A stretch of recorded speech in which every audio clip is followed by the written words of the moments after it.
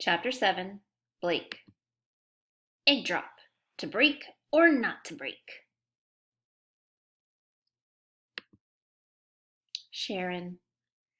I find it suspicious that out of 1,001 different ways to package an egg, 2 of our groups in class had the exact same idea. Dear Miss Graham, these assignments are fun, but people are stealing ideas. Just saying. Anonymous. Cecilia. Hola, Abuelita. You'd be so proud, Abuelita. Our egg didn't break, and neither did the eggs from 3 other groups. Miss Graham is having an egg off in order to find a true winner. She's going to give us each a box of supplies. She'll put us in different rooms and give us an hour to design another egg drop container. If more than one egg doesn't break, the winner will be the container that's the lightest weight. Here's what we've got in our box. I'm going to give you all the Spanish translations. String, cuerda. Plastic bag, bolsa de plástico. Balloons, globos. Glue, pegamento. Duct tape, cinta adhesiva. Cotton balls, bolas de algodón. Potato chips, papas fritas. Small apple, manzana pequeña. 100 straws, 100 popote. Silly putty, plastilina. A roll of toilet paper, un rollo de papel de baño. Scissors, tijeras. Gift bag, bolsa de regalo. Popcorn, palomitas de maíz. Box, we can use the box itself. Caja. Our team got right to work, making a parachute out of the trash bag and string. Then we tied the parachute to the gift bag handles. We wrapped the egg in toilet paper and set it inside the gift bag. We brought Kermit over to our work area for good luck. I can't wait to test it later this afternoon. Wish me luck, Abuelita. Besos y abrazos, Cecilia. Henry. Scene. Kaylee, Aviva, Henry, and Blake sit in a small teacher workroom, trying to rig a container. Kaylee is shrieking and running around the room. Apparently, she thinks this is helpful. Kaylee shrieks, "Focus! We only have 30 more minutes!" Blake ignores her, tapes straws together in a structure with a pocket in the center. Kaylee. I can't believe she's making us do this here, at school, with no time to prep. Henry creates a duct tape balloon ball. Yeah, we can't even cheat. Pauses. We actually have a stellar team.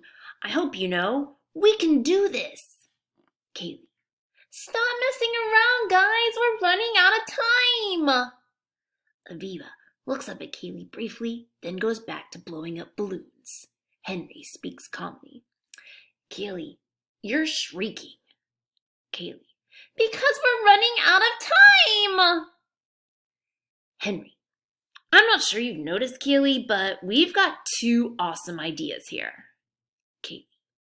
But we only have 1 egg.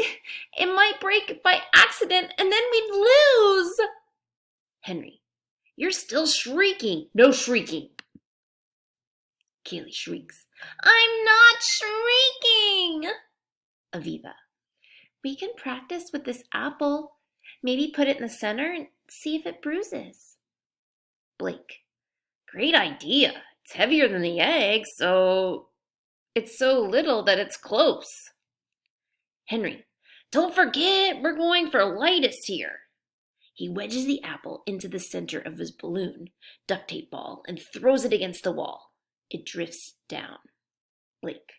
Dude, you're just genius. Henry. Why, thank you, but yours is pretty genius too. He takes an unbruised apple out of center and wedges it inside the straw structure, then drops it.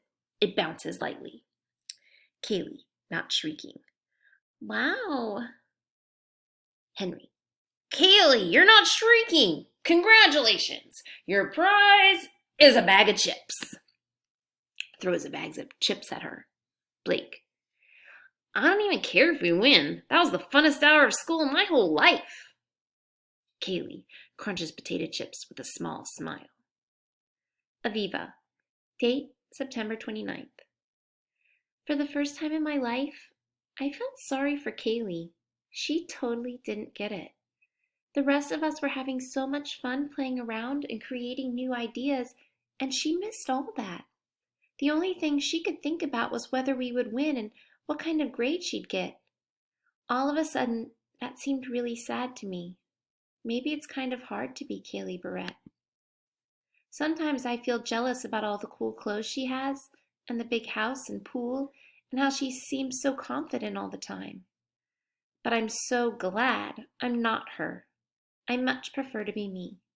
Of course, I wouldn't mind being me and having a pool. Kai. Hey, Frog. Whoop! That was tight! The time pressure turned up the heat and we were on fire. Our parachute drifted down so slow, it looked like a piece of dandelion fluff. When we peeked inside our bag, the egg was good as new. I have to say that the parachute idea was brilliant and simple, way better than nylons. 3 out of the 4 egg-off teams had unbroken eggs at the end. But when Miss Graham lugged out a big old grocery fruit scale, ours came in the lightest. Yes! I thought about doing my big brother's classic slam dunk victory dance down the aisle, but I didn't want to rub it in anyone's face, so I just smiled. The team with the balloons and duct tape came in second. I think the duct tape weighed it down. Nobody seemed to care who won, though, and that was nice. P.S. The Land of Stories by Chris Colfer is amazing. Chapter 8. Blake. Just for a little while. Cecilia. Hola, Abuelita. Oh, I've got vocabulary words for you. Know what physical fitness means? It's a way to show how in shape you are. Every morning before we sit in our seats, we run around and around the track 4 times. But by the time we're done, my legs have turned to rubber and my heart is beating right out of my chest. But I'm ready to learn. It clears my brain somehow. I love the feeling of wind brushing my face and skating through my hair. All my soccer practice makes me fast. I don't want to be a show-off, but I can't help pushing myself as hard as I can. Emily cheers for me each time I loop the track. Go, Cecilia! She calls. This makes me embarrassed, but in a good way. When it's her turn, I'll cheer for her too. I wish you could meet the kids in my class, Abuelita. I just know you'd love them. Words to practice. Ule. Embarrassed. Avergonzado. Brain. Cerebro. Besos y abrazos. Cecilia. Kaylee. Dear Miss Graham, who came up with this physical fitness program? It's biased. How fast we run and how many pull-ups we do? How does that tell you if we're fit or not? I'm not pointing this out for myself. I'm one of the faster girls and I can do 5 pull-ups, which isn't bad. I'm thinking of Aviva, though. She's super fit.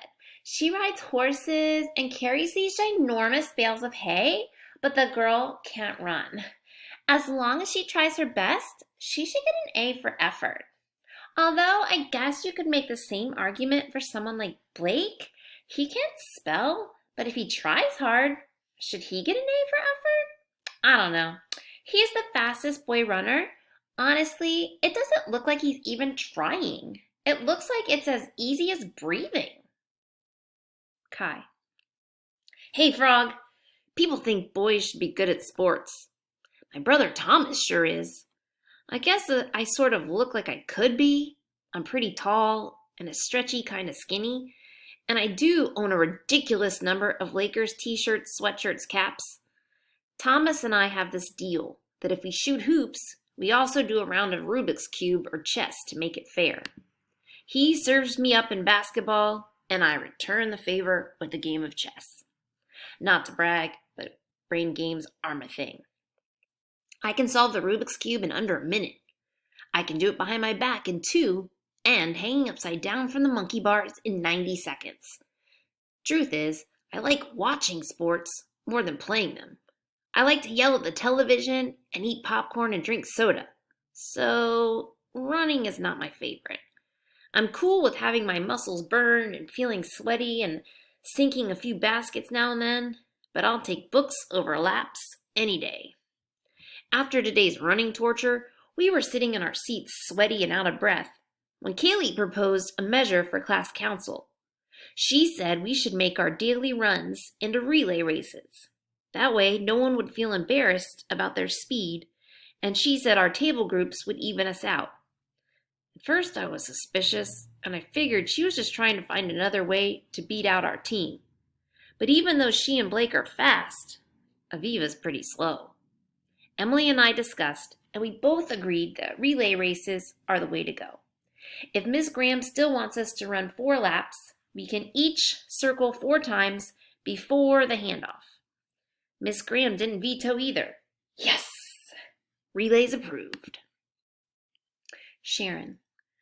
When Miss Graham blew the whistle to start our relay, I pumped my legs so fast that I could hardly feel them, like they were disconnected from my body. Aviva grabbed her baton a few seconds before me. I passed her right off, my lungs burning for air, and the track dust fluffing around my feet. But then, as I neared the end of my 4th lap, Aviva finished her 3rd, handing her baton off to Blake's outstretched hand.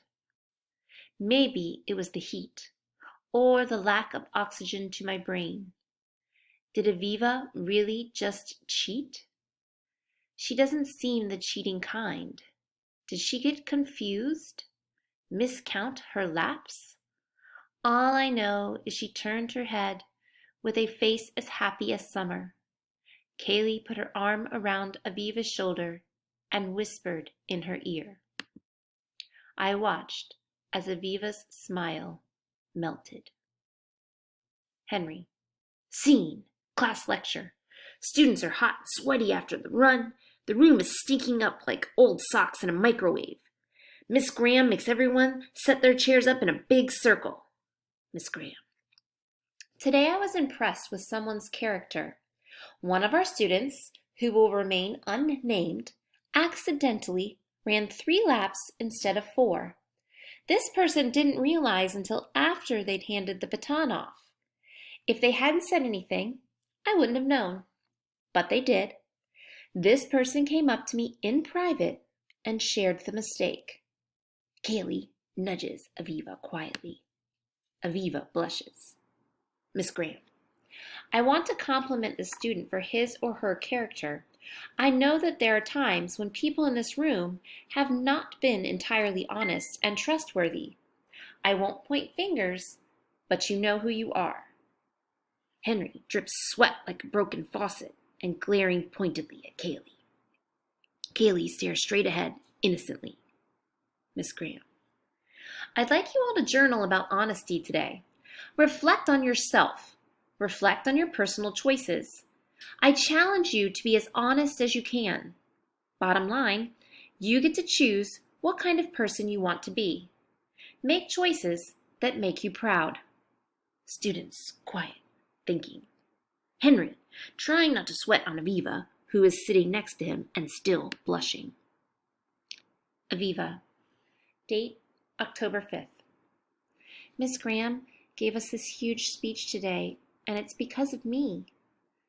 Once I realized I'd screwed up, there's no way I could have stopped myself from telling Miss Graham. Kaylee said it was no big deal, that it wasn't like I cheated on purpose, but knowing that I cheated started chewing up my insides, and I had to tell. Miss Graham acted like I was so honest in everything, but I'm really not. I didn't tell anyone that Kaylee stole the nylon idea or that she lied about her pinky promise. Yesterday, Kaylee told Emily the vegetarian that the school pizza sauce had meat in it, which I know is a complete lie. But I didn't say anything. Doesn't that make me a liar too? Probably. When Miss Graham talked about choosing what kind of person we want to be, of course this made me think of Emily. I know it hurts her feelings that I'm hanging out with Kaylee. I don't mean for it to, but I need Kaylee to be my friend next year. Plus, I think Kaylee's been a little nicer recently. I'm pretty sure she suggested the relay race for me. She's an okay friend. I just wish she wouldn't be mean to Emily. And I wish it was easier for me to stand up to her. Why can't I go back to being friends with both of them? Why do I have to pick? Emily. Status? Dear Hope, I felt sick to my stomach after what Kaylee told me. I had no idea that the school sauce had meat in it. I've been off meat for 3 years now. Ever since Dad did that article on the way cows and chickens are treated, I'll never buy school lunch again. I went to the bathroom to splash water on my face. I know it's ridiculous to cry about something like pizza, but I've never been any good at holding back tears. Cecilia and Sharon were washing their hands in the sink. They sort of looked at each other, then looked at me. I'm pretty sure they could tell I was upset. But they didn't make it weird by asking a bunch of questions. Instead, they just walked with me back to class. Miss Graham assigned us to write about honesty. If I'm being honest, I'm pretty lonely. Dad's gone, always. Mom's busy painting, and since the house is empty except for us, we don't do sit-down dinners anymore. I mostly eat on the couch with the television on. My friends are disappearing. Sharon and Cecilia are nice enough, but it's not the same. Honesty is a complicated thing. I can't just go up to Aviva and Kaylee and tell them how much they're hurting me, because, too bad for me, they don't care. I can't tell Mom because she'll just worry and be sad, and then I'll have to cheer her up again. I can't tell Dad because he's never here. So what's the point of being honest if there's no one to be honest with? Love and luck, Emily. Blake. Honesty? Free lunch. I just bought my lunch. I forgot my art supplies. Kaylee. Dear Miss Graham, I'm an honest person. In fact, I'm more honest than most people. I only lie when I have a good reason to lie. Just so you know, when I told Emily the pizza had meat sauce, that wasn't a lie. It was a joke. There's a difference. And the egg drop? There's no rule against researching what works and doesn't work. Keeping our ears open is really no different from Googling on the internet. We were just being resourceful. Plus, we wound up having the egg off anyway, so it's all good. I cannot believe Aviva went up and confessed to you, Miss Graham. That girl is too honest. If she farted and someone smelled it, she'd probably fess up instead of pretending she didn't know where it came from. Still, it's hard not to respect her for that. Miss Graham, if you like honesty so much, you'll get honesty from me. I will be 100% honest for the rest of the day. See, I can be like Aviva too.